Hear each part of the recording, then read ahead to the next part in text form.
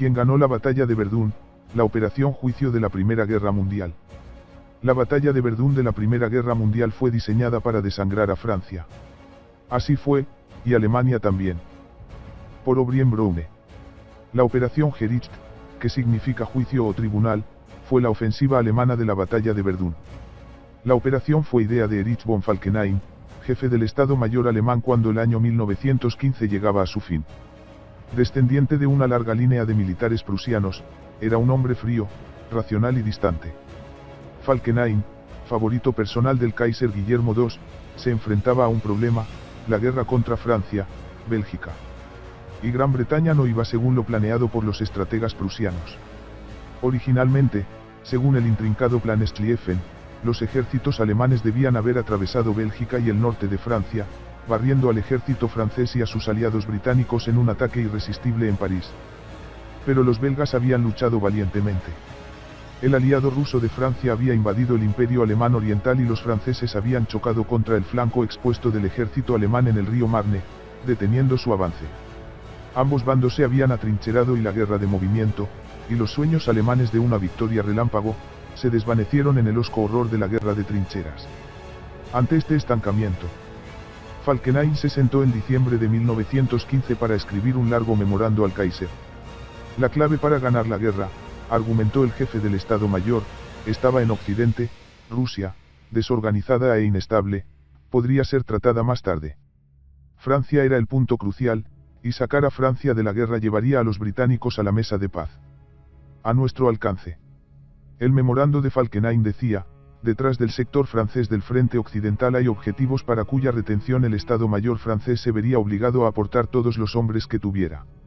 Si lo hacen, las fuerzas de Francia morirán desangradas, ya que no puede haber ninguna posibilidad de retirada voluntaria, ya sea que alcancemos nuestro objetivo o no. Verdún fue el lugar elegido para esta sombría operación sangrienta, cuyo nombre en código fue Operación Juicio. Justificaron los objetivos de la Operación Juicio la intensidad del asalto. La elección de Verdún fue natural para la batalla de desgaste de Falkenhayn, ya que aquí se encontraban probablemente los sistemas fortificados más fuertes del mundo. Más que meros fuertes. Las formidables defensas simbolizaban el ejército francés, el honor y la independencia de Francia, de hecho, la propia Francia. Falkenhayn tenía razón al argumentar que una victoria alemana aquí sería intolerable para los franceses, un golpe moral y psicológico al corazón del país. Al defenderlo, Falkenhayn creía: sacrificarían su ejército y luego tendrían que pedir la paz. En cuanto a los fuertes, el ejército alemán estaba seguro de que serían fácilmente pulverizados por la artillería pesada, los enormes Krupp. Fabricó Big Berzas de 420 milímetros que habían arrasado los indestructibles fuertes belgas de Lieja y Namur al comienzo de la guerra. Tomar los fuertes de Verdún, razonó Falkenhayn, no presentaría grandes problemas. Lo que no podía prever, sin embargo, era con qué determinación lucharían los franceses para defenderlos.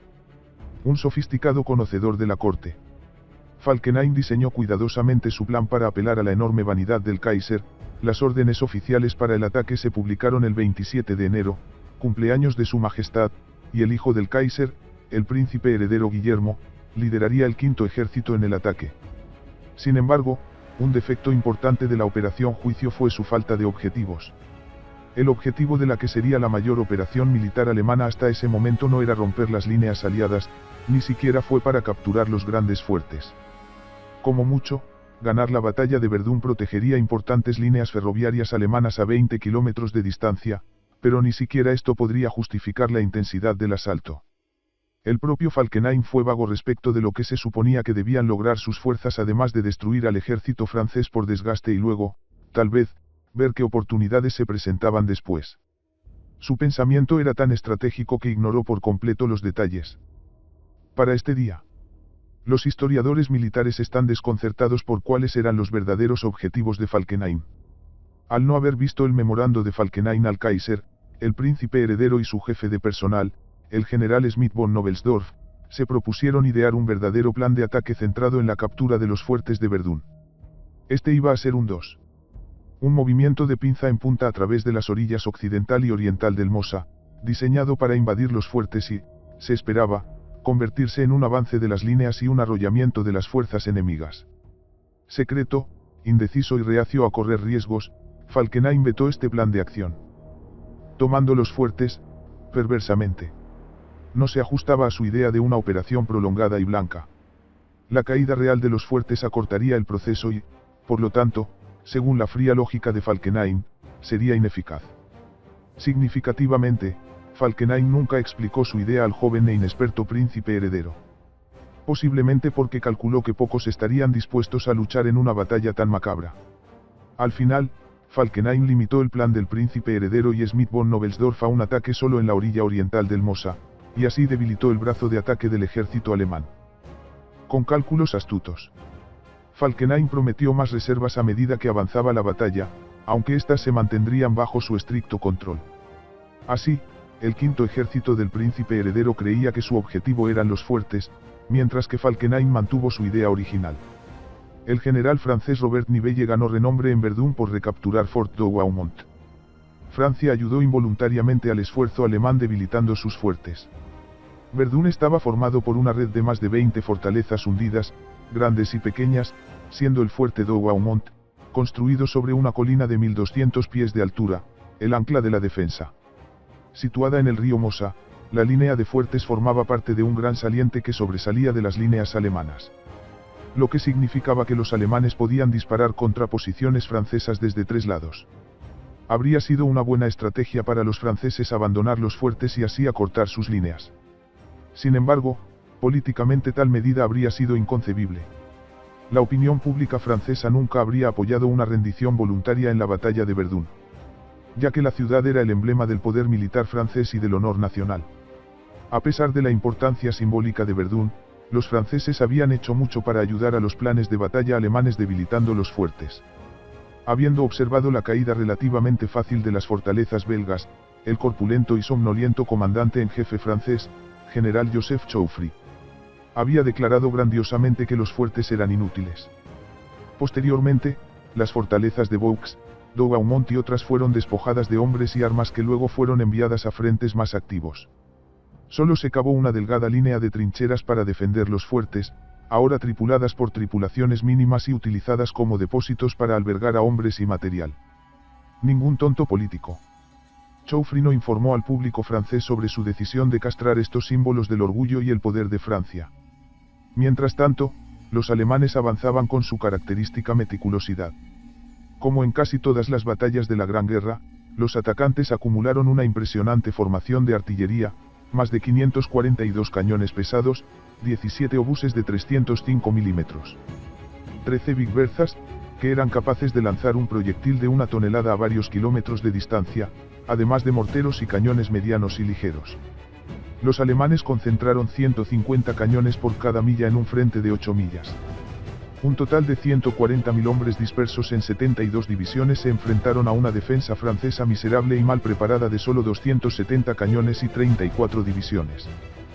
También se enviaron aviones alemanes a lo alto para evitar que los aviones de observación enemigos fotografiaran los preparativos del ejército, una tarea facilitada por el clima brumoso y lluvioso.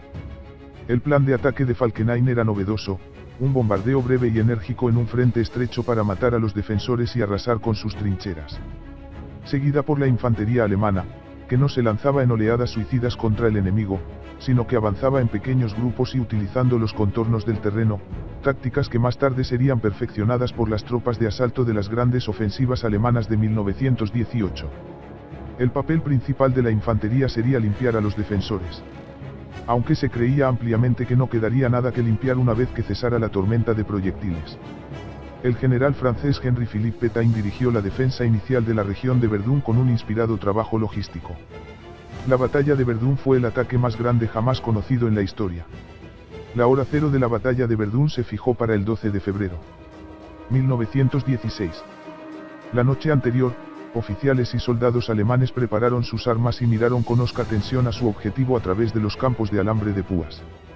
La gran máquina asesina del ejército alemán estaba a punto de desencadenarse en el mayor ataque jamás conocido en la historia. Pero nada pasó. Esa noche, una poderosa ventisca de nieve azotó la zona con un torrente de vientos azotadores, lluvias heladas y temperaturas bajo cero que no amainaron durante casi una semana, posponiendo así el ataque. mientras los soldados alemanes se agazapaban en sus búnkeres y trincheras y los visores de artillería miraban impotentes la sopa blanca que se arremolinaba, los franceses. Alertado por fin de que algo estaba pasando, comenzó a enviar refuerzos.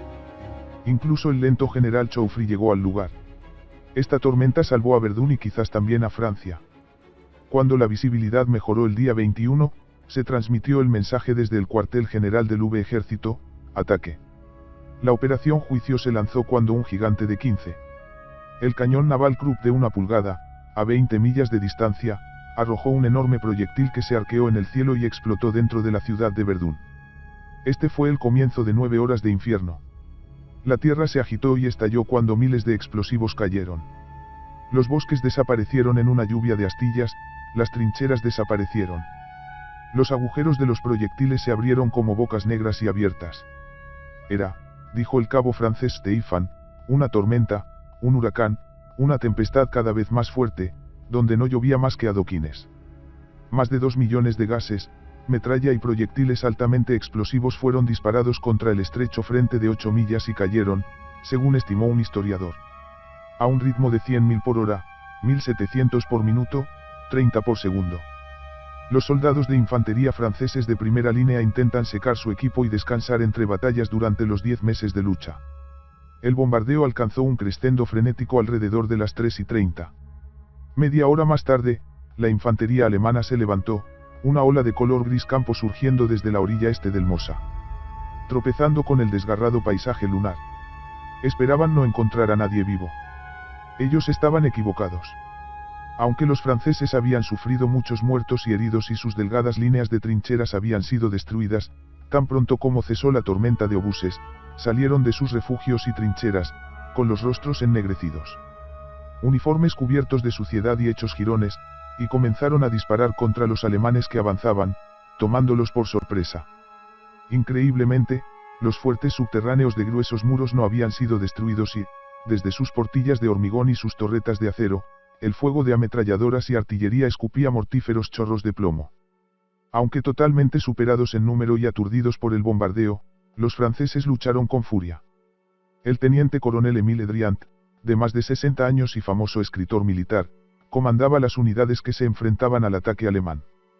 Con un rifle en la mano, dirigió valientemente la defensa hasta que fue alcanzado por una bala en la cabeza. Su valiente muerte aseguró su inmortalidad como primer héroe de Verdún. Los alemanes avanzaron solo 2 millas y ya tomaron casi 3.000 prisioneros. Cuando el día llegó a su fin, se hizo evidente que Falkenhayn había tenido razón en una cosa: los franceses lucharían hasta el último hombre para defender Verdún. La resistencia inesperadamente tenaz detuvo el ataque alemán lejos de sus objetivos, aunque se capturaron muchos prisioneros y armas. Esa noche se reanudó el bombardeo, seguido de un ataque alemán en Fort Douaumont y el uso de una nueva y aterradora arma, el lanzallamas. Pero cada centímetro de terreno se pagó caro en vidas. Porque los franceses lanzaron contraataques brutales y continuos, convirtiendo a Verdún en uno de los pocos ejemplos de la historia militar en que la defensa perdió más hombres que la ofensiva. Al tercer día de la batalla, los alemanes habían avanzado solo 2 millas y habían tomado 3.000 prisioneros. Y el horror apenas había comenzado. El campo de batalla de Verdún rápidamente se convirtió en un paisaje surrealista de dimensiones góticas. Es absolutamente imposible para las generaciones modernas imaginar las condiciones macabras en las que lucharon tanto alemanes como franceses. El cielo estaba continuamente gris y cargado de humo. Por la noche lo iluminaban lenguas rojas, amarillas y de un blanco gélido mientras la artillería disparaba ronda tras ronda en el campo de batalla. Toda el área estaba atravesada por millones de agujeros de proyectiles, algunos lo suficientemente grandes como para albergar una casa, llenos de agua sucia y ennegrecida, charcos de barro, equipos rotos y muertos y moribundos. El agudo chillido de los caballos rasgó el aire. Y por todas partes se oían los disparos y el chirrido de los proyectiles. Cualquiera que no haya visto estos campos de matanza, escribió un soldado francés de la 65ª División de Infantería, nunca podrá imaginarlo. Cuando uno llega aquí los proyectiles llueven por todas partes a cada paso que uno da, pero a pesar de ello es necesario que todos sigan adelante. Hay que hacer todo lo posible para no pasar por encima de un cadáver que yace en el fondo de la trinchera de comunicación. Más allá, hay muchos heridos que atender. Otros son llevados en camillas a la parte trasera. Algunos gritan, otros gimen. Se ven algunos que no tienen piernas, otros sin cabeza que han estado varias semanas en el suelo.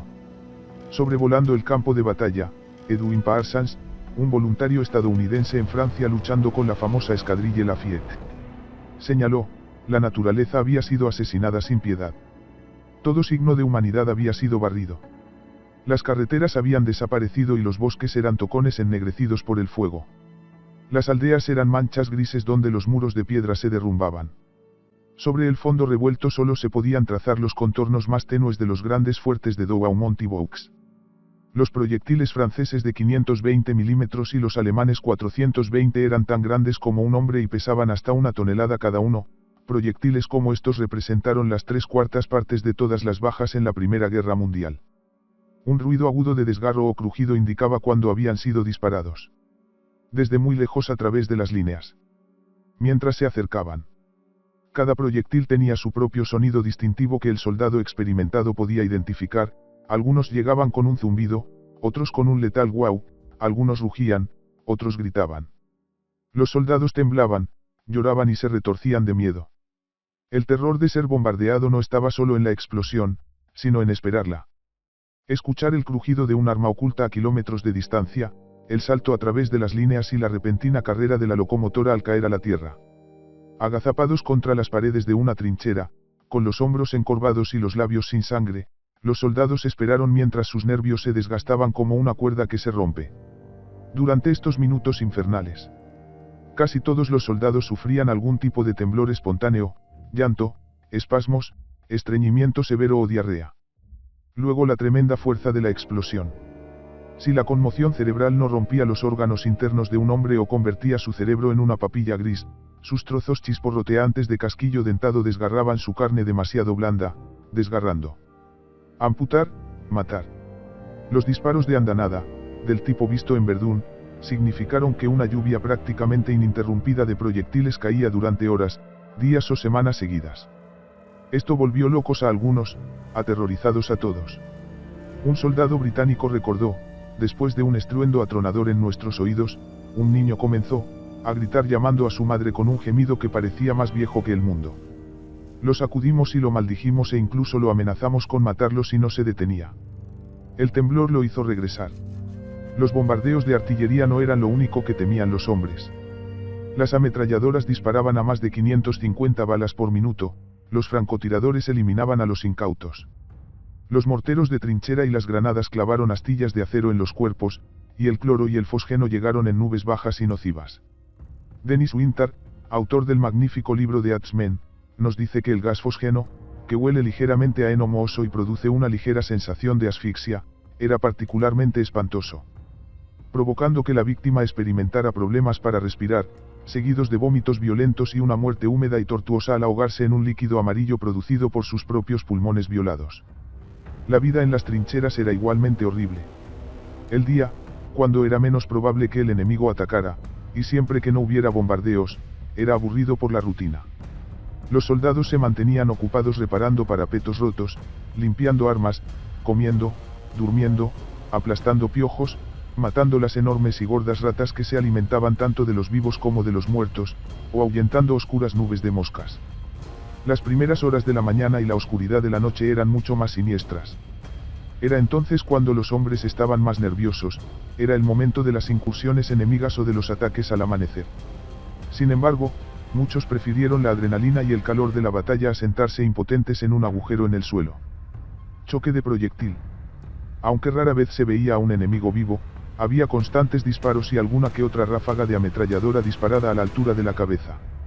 Además de esto, el barro, el agua sucia, las condiciones sanitarias sucias y el frío minaron la moral, causaron letargo y una forma de depresión de los soldados con los ojos vacíos, de donde proviene el término shock. A estas miserias se sumaba una plaga de enfermedades, congelación, disentería, meningitis, pie de trinchera, que a menudo se convertía en gangrena, neumonía y, la más prevalente de todas, la enfermedad venérea.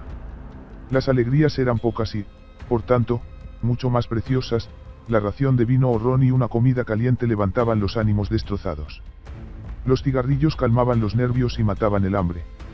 Y esos lazos intangibles que unen a los camaradas, y que ninguna historia puede describir adecuadamente, ayudaron a que los hombres siguieran adelante. Después de pronunciar todas las grandes y vacías palabras patrióticas, cada soldado sabía que estaba luchando por una cosa, sus amigos. Una terrible realidad de Verdún que atormentaría los recuerdos de quienes lucharon allí fue el hedor dulzón y enfermizo de la carne podrida. Debido al intenso y prácticamente incesante bombardeo, el pequeño campo de batalla y la asombrosa cantidad de hombres y animales que murieron allí, Verdún era un basurero de muerte. Los proyectiles de artillería cortaron y recortaron los cuerpos, las tumbas eran continuamente abiertas, derramando su contenido sobre la tierra azotada para que se hinchara al sol, cabezas, pies, brazos y piernas yacían arrojados por todas partes, una cosecha indescriptible de campos destruidos. Prácticamente cada centímetro de terreno estaba ocupado por algún trozo de carne pútrida. Una vista aérea del fuerte Douaumont y las trincheras circundantes después de meses de bombardeos. Una carta de un soldado francés en las trincheras cerca de Thiaumont decía: estuve 10 días junto a un hombre que fue cortado en dos, no había manera de moverlo. Él tenía una pierna en el parapeto y el resto de su cuerpo en la trinchera, apestaba y tuve que mascar tabaco todo el tiempo para soportar este tormento. Esto no es una guerra, escribió otro francés, atrincherado cerca de Fleury, es una masacre. Oh. ¿Cuándo terminará? La batalla continuó. El 25 de febrero. La crisis golpeó al campo francés cuando cayó el gran fuerte de Douaumont, y no después de una última resistencia heroica, su captura fue más parecida a la comedia slapstick. El sargento alemán Kunze del 24º Regimiento de Brandeburgo y un puñado de hombres se abrieron paso hacia la fortaleza más poderosa del mundo.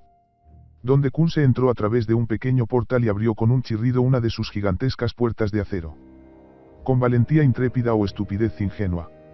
Luego, Kunze deambuló por el interior del fuerte durante varios minutos, capturando a varios franceses sorprendidos en el proceso, antes de que otro puñado de tropas alemanas llegara al lugar para reunir al resto de la pequeña guarnición de Douaumont de menos de 60 hombres. Así el fuerte cayó sin un solo disparo. Su captura fue noticia en todo el mundo y supuso un gran impulso para la moral alemana. Sin embargo, contrariamente a las expectativas de Falkenhayn, Francia no sufrió un colapso moral ni político después de esta derrota. En cambio, los comandantes franceses lanzaron contraataques sangrientos e inmediatos para retomar el fuerte inútil. La lucha se volvió más amarga. Durante algunas partes de los combates de Verdún, señala un historiador, los soldados alemanes murieron a un ritmo asombroso, uno cada 45 segundos. Las tropas francesas fueron atacadas con casi 8.000 proyectiles al día.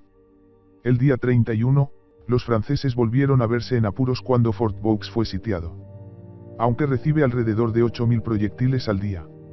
No cayó tan rápido como lo había hecho Douaumont. Liderados por el duro y capaz mayor Raynal, los defensores de Vaux montaron una dura defensa que cobró un alto precio por cada metro de terreno que avanzaron los alemanes. Pero poco a poco los alemanes atacantes tomaron las trincheras periféricas, reprimiendo a Raynal y a 600 hombres dentro del fuerte. Pronto sus pasillos de cemento se llenaron de muertos, heridos y moribundos. Los dos últimos sufrían terriblemente de sed y del implacable y espantoso golpe de los proyectiles que caían sobre el grueso techo del fuerte. Al segundo día de lucha, los alemanes, después de mucho costo y sacrificio, se habían abierto camino hacia el fuerte, con llamas anaranjadas. Las lenguas de los lanzadores lamían frente a ellos mientras se producían batallas campales con granadas, ametralladoras y bayonetas con feroz salvajismo. Los pasillos estaban llenos de nubes asfixiantes de vapores de gas, el hedor a carne podrida y el estrépito y el hedor de la batalla. Los alemanes dispararon hasta 30 proyectiles por segundo al comienzo de la batalla. Raynal resistió hasta el 7 de junio, cuando se rindió. Pero en realidad no fueron vencidos por los alemanes, sino derrotados por la sed. Raynal y sus hombres llevaban más de 2 días sin agua.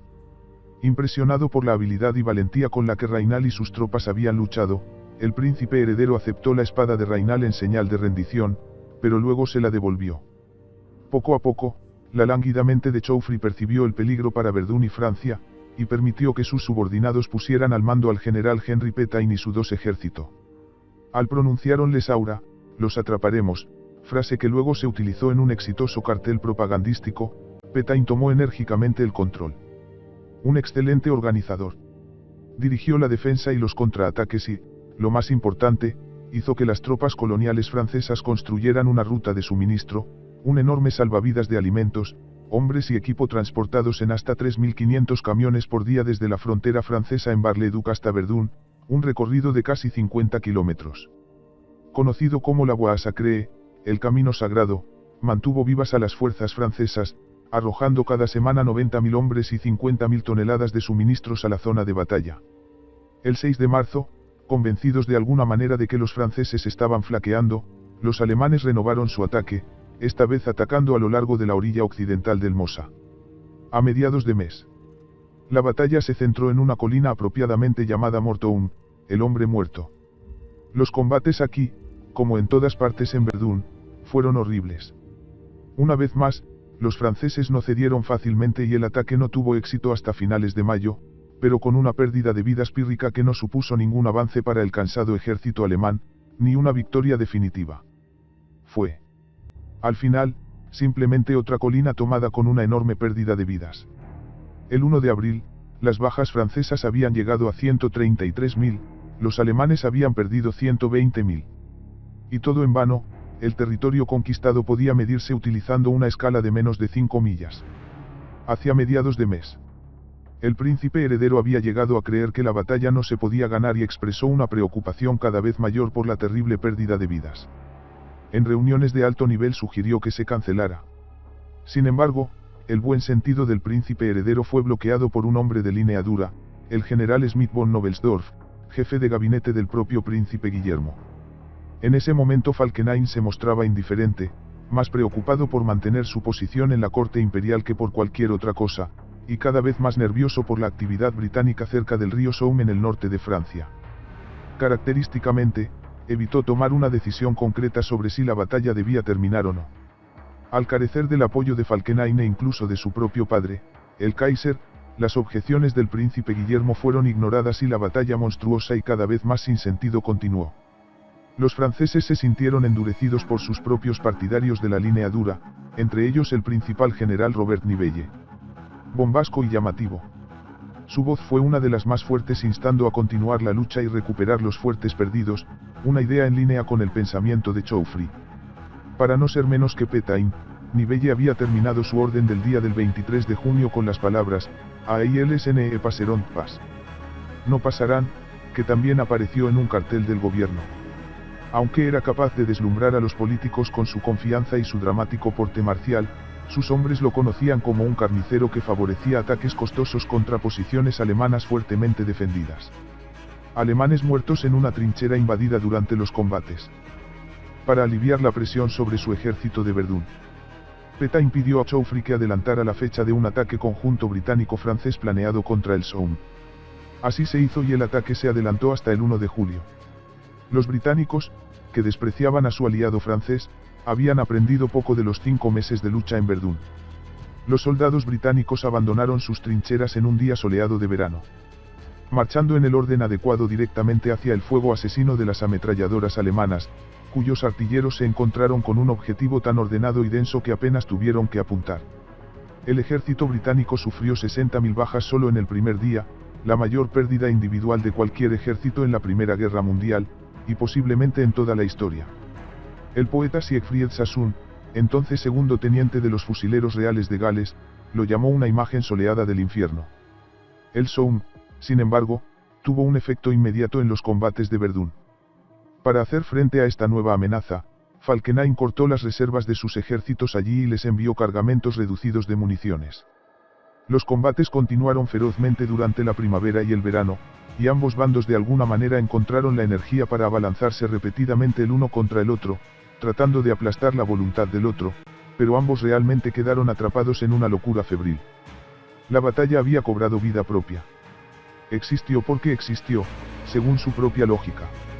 Los propios soldados incluso dejaron de referirse a ella como una batalla que había que ganar o perder, para ellos era conocido como el fuego, el infierno, el monstruo, la picadora de carne, la masacre o, simplemente, el infierno. En Verdun, escribió el soldado alemán P.C. Ettighofer ironiza, se suponía que Francia iba a ser desangrada. En Verdun, Alemania fue desangrada. También. La misma línea de trincheras, las mismas franjas de territorio, fueron conquistadas y perdidas una y otra vez. El pedazo de tierra quemada que alguna vez fue el pueblo de Fleury, por ejemplo, cambió de manos 16 veces durante los combates.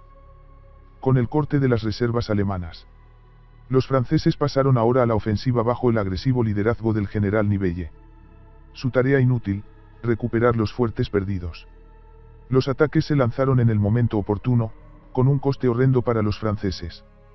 Finalmente, un regimiento de infantería colonial marroquí retomó Douaumont a finales de octubre. Vaux fue recapturado el 2 de noviembre.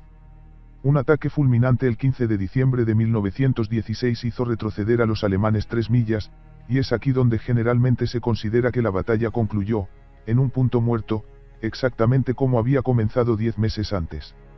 Solo entonces más de 3/4 millón de franceses y alemanes habían sido asesinados, heridos o capturados. Verdún fue probablemente la batalla más larga de la historia.